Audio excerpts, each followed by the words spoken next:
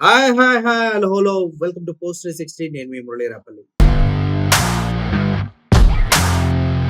వచ్చారండి ఇద్దరు తోపు తురుముకాళ్ళు ఆంధ్రప్రదేశ్‌లో. ఒకళ్ళు డిప్యూటీ సీఎం, ఇంకొకరేమో పౌర సరఫరాల శాఖ మంత్రి నాదెండ్ల మనోహర్. అబ్బా! కథలు కమ్మగా చెప్తారు. కామ్‌కొచ్చేలకే కామ్‌గా ఉంటారు. అంత దరిద్రమైనటువంటి వ్యవస్థలో మనం బ్రతుకుతున్నామా అంటే వీళ్ళిద్దరిని చూస్తే అర్థమైపోతుంది. ఎలా ఉండకూడదో, ఎలా ఉండాలో అని. మాటలు చెప్పేటప్పుడేమో ఒక్కొక్కరు కోటలు దాటితే మెడలు రుద్దుకుంటారు, తొడలు రుద్దుకుంటారు, జుట్టులు ఊపి ఊపి మాట్లాడుతూ ఉంటారు. ఇంకోడేమో ప్రశాంతంగా ఏదో కూర్చొని జ్ఞానిలా మాట్లాడుతూ ఉంటాడు. పౌర సరఫరాల శాఖ మంత్రి గారు. సార్, పౌర సరఫరాల శాఖ మంత్రి గారు, మీరు ఎన్నో చెప్పారు మన సొల్లు కబుర్లు. ఏదో కార్డులు ఇస్తా అన్నారు, రేషన్ బియ్యం అక్రమ ట్రాన్స్పోర్టేషన్ కాకుండా ఆపుతా అన్నారు. అరే, పిఠాపురం నుంచే టన్ను బియ్యం అక్రమ ట్రాన్స్పోర్టేషన్ అవుతుంది. మీ డిప్యూటీ సీఎం ఏ పీగుతున్నాడు సార్? నాకు అర్థం కావట్లేదు. నిన్న అనకాపల్లిలో కూడా 15 టన్నుల పీడిఎస్ బియ్యాన్ని పట్టేసుకున్నారు. అంతకు ముందు 3 లారీలు పట్టేసుకున్నారు వైజాగ్ లో.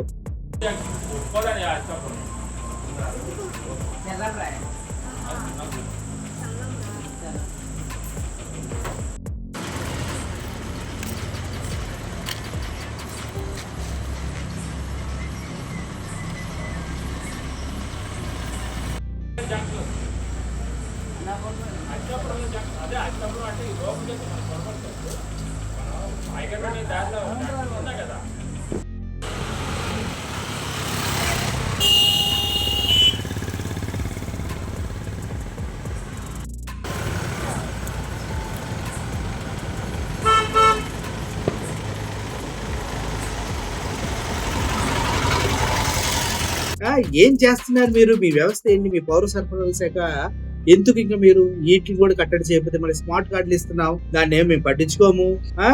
ఎవరికి అన్యాయం చేయడం కుదరదు. ఇప్పటి నుంచి పీడిఎస్ రైట్స్ తరలించడం కుదరదు. సొల్లు సొటార కబుర్లు కమ్మగా వండి పట్టించారు కదా, మరి వీటిపైన ఎందుకు మాట్లాడరు? మ్యాంగోస్ రైతుల గురించి మాట్లాడావు కదా, అప్పుడు ఈ విషయాన్ని లేపొచ్చు కదా. అక్రమ బియ్యం ఇంకా తరలిస్తున్నాం, సీజ్ ద షిప్ అని పవన్ కళ్యాణ్ అన్నా లేదు. లారీలు ఆపండ్రా అని మేము చెక్ పోస్టులు పెట్టినా కూడా మా వాళ్ళే విచ్చలవిడిగా పీడిఎస్ రైస్ ప్రజలకు అందాల్సిన వాళ్ళ ఆకలి తెచ్చే రైస్ ని అక్రమంగా విదేశాలకు తరలించడం కోసం ట్రక్కుల లోడుని తీసుకెళ్తున్నారు. ఎక్కడి నుంచి వస్తుంది సార్ ట్రక్కుల లోడు? రేషన్ డిపో ఓనర్స్ చెప్పటువంటి బస్తాలోనే 100 కేజీలకి 2 కేజీలు తక్కువ వస్తుందట. ఎవడబ్బ సొమ్ము సార్ ఇది? పౌర సరఫరాల శాఖ మంత్రి గారు తెల్ల బట్టలు వేసుకొని సొల్లు కొబ్బరి చెప్పడమే కాదు, అప్పుడప్పుడు ప్రజలకు ఉపయోగపడే విధంగా మీ వ్యవస్థని మారుస్తా ఉండండి. స్మార్ట్ కార్డులు ఇచ్చేసి స్మార్ట్ అనుకుంటే సరిపోదు. మీకన్నా స్మార్ట్ మీ వాళ్ళు, మీరు అంతే కలిసి వీర స్మార్ట్ లాగా ఇదిగో చూడండి ఎన్ని లారీలు టన్నుల రైస్ బయటకు వెళ్తుంది. ఈ వీడియోలు చూసైనా సిగ్గు తెచ్చుకోండి. మాటలు కాదు, పని చేయాలని తెలుసుకోండి సార్. ఎందుకంటే కబుర్లు చెప్పడం అందరూ చెప్తాడు, పని కొంతమంది చేస్తారు. పని చేసినా చెప్పుకోవడం చేతకాక అలా ఉండే వాళ్ళు ఉంటారు. ఇంకా అటువంటి నోరు లేని వాళ్ళు ఓడిపోతారు. ఈవీఎంల ద్వారా గెలిచిన వాళ్ళు రాజ్యాలు వెళ్తా ఉంటారు. అట్లా ఉంటుంది పరిస్థితి. సో గౌరవనీయులైన పౌర సరఫరాల శాఖ మంత్రి గారు, దయచేసి ఈ పీడిఎస్ బియ్యం మీ అండర్ లో ఉండాల్సినవి ఇష్టానుసారంగా తరలిస్తూ ఉన్నారు. కొద్దిగా కళ్ళు తెరిచి చూసి ఆ మత్తు నిద్రను వదలండి. అనవసరమైన విషయాలు కెలుక్కోవడం కన్నా మీ సొంత విషయాన్ని సరిగా కెలుక్కోండి. అర్థమైందా సార్? మీ జనసేన అధినేత డిప్యూటీ సీఎం గారు నిన్న కాణిపాకంలో వినాయకుడికి అభిషేకం చేయడానికి తీసుకునే పాలు, ఇరిగిపోయిన పాలు అంటే పాడైపోయిన పాలు ఇస్తున్నా అంటే కాంట్రాక్టర్ అడిగితే నీ ఇష్టం వచ్చిన చోట చెప్పుకో, దిక్కున్న చోట చెప్పుకో అన్నారు. మొన్నటికి మొన్న సింహాచలంలో పందిరి కూలిపోయింది, అంతకుముందు గోడ కూలిపోయింది, అంతకుముందు వారాహి మాత టెంపుల్ ని కూల్చేశారు.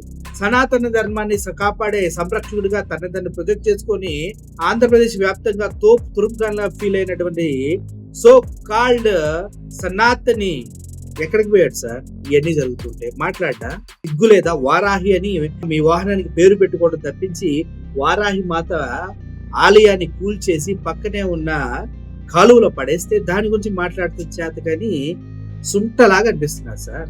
ఇప్పుడు కాణిపాకంలో జరిగిన దారుణాన్ని ప్రశ్నిస్తే దాని గురించి కూడా మాట్లాడు. మహా అయితే ఎప్పుడు వస్తాడంటే చంద్రబాబు నాయుడు గారు ఇదిగో ఈ పాయింట్ మీద మాట్లాడుకో, తిరుపతి ఈ లడ్డు మీద మాట్లాడు, నేను ఏదో స్టేట్మెంట్ ఇచ్చాను కవర్ చేయంటే అప్పుడు వస్తాడు కవర్ డ్రైవ్ చేయడానికి. అప్పుడు లుంగి లెగ్గట్టి ఆయన దీక్షలు చేసి స్టెప్స్ పైకి కడుక్కుంటుంది, మెట్లు పైకి కడుక్కుంటే వెళ్ళి ఫోటోలు పోజులు ఎత్తాడు, మీటింగ్లకు వచ్చి అందరిని రెచ్చగొడతాడు. కానీ పాలన పై మీద దృష్టి పెట్టాడు కదా. జనసేన పార్టీ అంటేనే ఒక వరస్ట్ పార్టీలా తయారైపోయింది. టీడీపీ వాళ్ళు తన్నినా కొట్టినా మూసుకొని ఉండాల్సిందే ఎవరైనా జన సైనికులు. నిన్న రోడ్డు మీదకి వచ్చి ఒక నాయకుడు నేను కష్టపడితే వేరే వాడికి ఇచ్చారేంట్రా అని అడుగుతూ ఉన్నాడు జనసేన పార్టీ నుంచి. ఆయన సొంత నియోజకవర్గంలో సామాజిక బహిష్కరణ అంటూ ఎస్సీ ఎస్టీని వాళ్ళ కాన్స్టిట్యున్సీలో వెలివేస్తే మాట్లాడినటువంటి చేతకాని నాయకుడు పవన్ కళ్యాణ్.